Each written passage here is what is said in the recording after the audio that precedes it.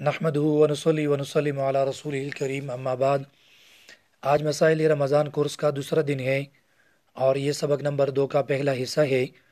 اس حصے میں سب سے پہلے روزے کی تعریف کریں گے اور تعریف کے اندر جو قیود ہیں ان کی فوائد انشاءاللہ سمجھائیں گے۔ پھر دوسرا ٹاپک یہ ہوگا کہ روزہ کن لوگوں کے اوپر فرض ہے اور کن لوگوں کے اوپر فرض نہیں ہے۔ روزے کی تعریف فقہاء کرام رحمہم اللہ نے جو ذکر کی ہے وہ یہ ہے کہ مسلمانوں کا عبادت کی نیت سے صبح صادق سے لے کر غروب آفتاب تک کھانے پینے اور جماع کو ترک کرنے کا نام روزہ ہے۔ اس تعریف کے اندر چند قیود ہیں۔ پہلی قید یہ ہے کہ مسلمانوں کا، اس سے یہ معلوم ہوا کہ اگر کوئی کافر عبادت کی نیت سے صبح صادق سے لے کر غروب آفتاب تک کھانے پینے اور جماع کو ترک کر دے تب بھی اس کا روزہ نہیں ہوگا اور اسے روزے کا ثواب نہیں ملے گا، کیونکہ روزے کے صحیح ہونے کے لیے ایمان بنیادی شرط ہے۔ دوسری قید یہاں پر یہ لگائی کہ عبادت کی نیت سے اگر کوئی مسلمان عبادت کی نیت کے بغیر پورا دن کھانے پینے اور جماع سے اپنے آپ کو روکے رکھے تب بھی اس کا روزہ نہیں ہوگا اور اسے روزے کا ثواب نہیں ملے گا، کیونکہ روزے کے صحیح ہونے کے لیے نیت کا ہونا ضروری ہے۔ نیت سے متعلق مسائل انشاءاللہ اگلے کلپ میں بیان کریں گے۔ تیسری شرط یہاں پر یہ ہے کہ صبح صادق سے لے کر غروب آفتاب تک یعنی پورا دن کھانے پینے اور جماع سے اپنے آپ کو روکنا ضروری ہے۔ اس شرط کی وجہ سے بہت سے فوائد اور بہت سے احکام متعلق ہیں۔ پہلا حکم یہ ہے کہ اگر کوئی شخص صبح صادق کے بعد یا غروب آفتاب سے 1-2 منٹ پہلے روزہ افطار کر لے تو ایسی صورت میں اس کا روزہ نہیں ہوگا۔ دوسرا حکم یہ معلوم ہوا کہ روزے کا تعلق وقت سے ہے، اذان اور سائرن سے نہیں ہے۔ بعض ساتھی روزے کا تعلق اذان اور سائرن سے سمجھتے ہیں تو وہ غلطی پر ہیں۔ لہٰذا اگر صبح صادق کے بعد اذان ہوئی اور کسی نے اذان کے درمیان کچھ کھایا پیا یا اذان کے ختم ہونے تک وہ کھاتا پیتا رہا تو ایسی صورت میں اس کا روزہ نہیں ہوگا، کیونکہ اذان صبح صادق کے بعد ہوئی ہے اور صبح صادق سے اس کے روزے کا وقت شروع ہوا تھا۔ تیسرا حکم یہ معلوم ہوا کہ بعض لوگ صبح صادق سے بہت پہلے سحری کھاتے ہیں اور روزے کی نیت کرتے ہیں اور پھر یہ سمجھتے ہیں کہ ہمارا روزہ شروع ہوا ہے تو صبح صادق سے بہت پہلے وہ کھانا وغیرہ بند کر لیتے ہیں۔ تو لہٰذا ان کے بارے میں حکم یہ ہے کہ اگر نیت کرنے کے بعد بھی وہ کچھ کھائے پیے تو ان کے لیے صبح صادق سے پہلے کھانا پینا جائز ہے، اگرچہ انہوں نے نیت کی ہو۔ چوتھا حکم یہ معلوم ہوا کہ صبح صادق سے پہلے اگر کوئی نابالغ لڑکا بالغ ہوا یا کسی کافر نے اسلام قبول کیا تو اب اس کے لیے روزہ رکھنا ضروری ہے، کیونکہ ابھی روزے کا وقت شروع نہیں ہوا، لہٰذا وہ روزہ رکھ سکتے ہیں۔ البتہ اگر صبح صادق کے بعد کوئی نابالغ جو ہے وہ بالغ ہوا یا کسی کافر نے اسلام قبول کیا تو اب وہ روزے کی نیت نہیں کر سکتے اور نہ ان لوگوں کے اوپر اس روزے کی قضا ہے۔ البتہ مسلمانوں کی موافقت کی وجہ سے شام تک کھانے پینے اور جماع سے احتراز کرنا ضروری ہے۔ چوتھی شرط ہم نے یہ لگائی تھی تعریف میں کہ کھانے پینے اور جماع کو ترک کرنا، تو اس سے مراد وہ تمام افعال ہے جن سے روزہ ٹوٹ جاتا ہے۔ ان کا بیان انشاءاللہ تفصیلاً اگلے کلپ میں آئے گا۔ دوسرا ٹاپک یہاں پر یہ ہے کہ روزہ کن لوگوں کے اوپر فرض ہے اور کن کے اوپر فرض نہیں ہے۔ تو روزے کی فرضیت کے لیے بنیادی طور پر چند شرائط ہیں۔ پہلی شرط یہ ہے کہ وہ مسلمان ہو، دوسری شرط یہ ہے کہ وہ عاقل ہو، تیسری شرط یہ ہے کہ وہ بالغ ہو، چوتھی شرط یہ ہے کہ اسے فرضیت کا علم ہو، اور پانچویں شرط یہ ہے کہ کوئی شرعی عذر نہ ہو۔ اب ان شرائط کی تھوڑی سی تفصیل کر لیتا ہوں۔ پہلی شرط یہ لگائی کہ وہ مسلمان ہو، لہٰذا اگر کوئی کافر جو ہے وہ روزہ رکھے تو اس کا روزہ نہیں ہو سکتا۔ اسی طرح حالت کفر میں جو روزے ان سے رہ گئے ہیں تو ان روزوں کی قضا بھی کافر کے اوپر نہیں ہے اسلام لانے کے بعد۔ اسی طرح اگر کوئی کافر رمضان کے درمیان میں مسلمان ہوا تب بھی جو روزے اس کے رہ گئے ہیں وہ روزے دوبارہ اس کے اوپر رکھنا ضروری نہیں ہے۔ دوسری شرط یہ تھی کہ وہ عاقل ہو، لہٰذا کسی مجنون کے اوپر اور پاگل کے اوپر رمضان کے روزے فرض نہیں ہیں۔ پھر اس میں 3 صورتیں بنتی ہے۔ پہلی صورت یہ ہے کہ اگر کوئی شخص پورا مہینہ پاگل رہا تو اس کے اوپر یہ روزے فرض نہیں ہیں، اور ان روزوں کی قضا بھی بعد میں کرنا ضروری نہیں ہے، یعنی نہ تو اس کے اوپر فرضیت ہے اور نہ بعد میں قضا ہے۔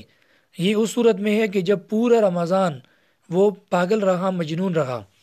دوسری صورت یہ ہے کہ اگر کوئی شخص پورا رمضان مجنون نہ تھا بلکہ رمضان کے درمیان میں کچھ وقت کے لیے بھی وہ ٹھیک ہو گیا، تو ایسی صورت میں ان روزوں کی قضا رکھنا اس کے اوپر لازم ہے، اور اگر قضا نہ رکھ سکا تو اس کی طرف سے فدیہ دیا جائے گا۔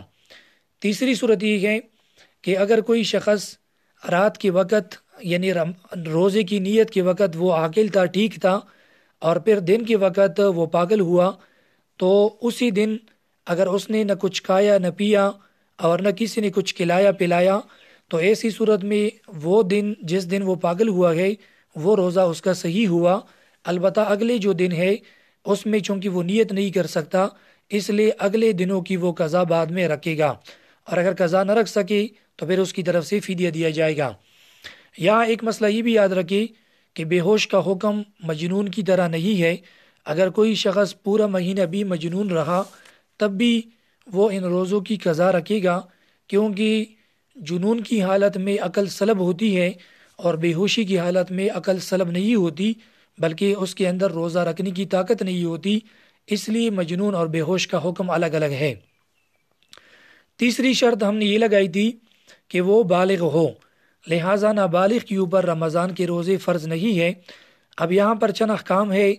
پہلا حکم یہ ہے کہ اگر کوئی نابالغ لڑکا یا لڑکی وہ طاقتور ہے، روزہ رکھ سکتے ہیں، تو ایسی صورت میں ان کو روزہ رکھوایا جائے گا تاکہ ان کی عادت بنے اور بعد میں ان سے روزے نہ چھوٹے۔ البتہ جو نابالغ لڑکا یا لڑکی وہ کمزور ہو تو ان کو روزہ اگر وہ روزہ نہ رکھے تو والدین ان کو روزہ نہ رکھوائے، کیونکہ ایسی صورت میں ان کے اوپر وہ چونکہ مکلف نہیں ہے، اس لیے کمزوری کی حالت میں ان کو روزہ نہ رکھوائے۔ اس سے یہ بات بھی معلوم ہو گئی کہ ہمارے ملک میں بعض چھوٹے چھوٹے بچوں کو روزہ رکھوایا جاتا ہے، اور پھر افطار کے وقت افطار پارٹی کا انعقاد کیا جاتا ہے، باقاعدہ ویڈیو بنائی جاتی ہے، اشتہارات دی جاتی ہیں۔ تو یہ ایک ظلم ہے۔ جب وہ انتہائی چھوٹے بچے ہیں تو لہٰذا ان کو اس طرح روزہ نہ رکھوائی اور اسی طرح اپنی روزی کی اشتہار وغیرہ نہ کروائی۔ یہاں ایک سوال یہ پیدا ہوتا ہے کہ بلوغت سے مراد کیا ہے؟ تو بلوغت سے مراد یہ ہے کہ اگر کوئی لڑکا اسلامی مہینوں کے اعتبار سے وہ 15 سال کا ہو گیا یا کوئی لڑکی 15 سال کی ہو گئی، تو اگرچہ اس کے اندر بلوغت کی علامات نہ ہو تب بھی وہ روزہ رکھیں گے۔ البتہ اگر 15 سال سے پہلے ان کے اندر بلوغت کی علامات پائی گئی، مثلا لڑکا جو ہے اس کو احتلام ہو گیا یا لڑکی کو مینسز حیض شروع ہو گیا، تو ایسی صورت میں وہ بالغ تصور کی جائیں گے اور ان کے اوپر روزہ فرض ہوگا۔ اگر کسی نابالغ لڑکی یا لڑکی نے روزہ توڑ دیا تو اس روزے کی قضا ان کے اوپر نہیں ہے اور اس میں کوئی کفارہ وغیرہ بھی نہیں ہے۔ اسی طرح اگر نابالغ لڑکی پوری رمضان کا روزہ نہیں رکھ سکتی لیکن بعض روزے اگر رکھ سکتے ہو تو ان سے بعض روزے ہی رکھوائی جائے تاکہ ان کی عادت بنے۔ چوتھی شرط ہم نے یہ لگائی کہ اسے فرضیت کا علم ہو۔ اس کا مطلب یہ ہے کہ اگر کوئی کافر کسی دارالحرب میں یا کسی دارالکفر میں جہاں کافروں کی یعنی حکومت ہو وہاں پر اسلام قبول کر لے تو اسے روزے کی فرضیت کا علم ہونا بھی ضروری ہے۔ اگر اسے روزے کی فرضیت کا علم بالکل نہ ہو تو جو روزے اس کے اوپر گزر گئے ہیں، جو جتنی رمضان اس کے اوپر گزر گئے ہیں، ان کے روزے دوبارہ رکھنا اس کے اوپر لازم نہیں ہے۔ اب یہاں خبر سے مراد یہ ہے کہ اگر کوئی 2 مرد یا ایک مرد اور 2 عورتیں یا ایک عادل شخص اس کو یہ بتا دے کہ رمضان کے روزے فرض ہے، تو اب اسے علم ہو گیا، اب رمضان کے روزے اس کے اوپر فرض ہو جائیں گے۔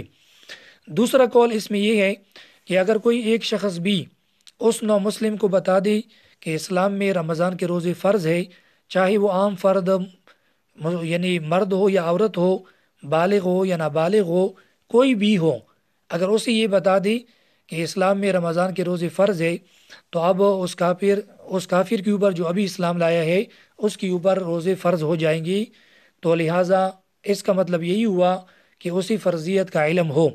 البتہ دارالاسلام میں جہاں مسلمانوں کی حکومت ہو وہاں پر یہ شرط نہیں ہے۔ پانچویں شرط یہ ہے کہ شرعی عذر نہ ہو۔ شرعی عذر سے مراد یہ ہے کہ مثلا بیمار ہے یا وہ حالت سفر میں ہے یا کوئی عورت جو ہے حالت حیض اور نفاس میں ہے، تو ایسی حالت میں بھی روزہ رکھنا ان لوگوں کے اوپر فرض نہیں ہے، البتہ بعد میں ان روزوں کی قضا وہ کریں گے۔ اس حوالے سے انشاءاللہ تفصیلی بیان اگلی اسباق میں آئے گا۔ وآخر دعوانا ان الحمد للہ رب العالمین۔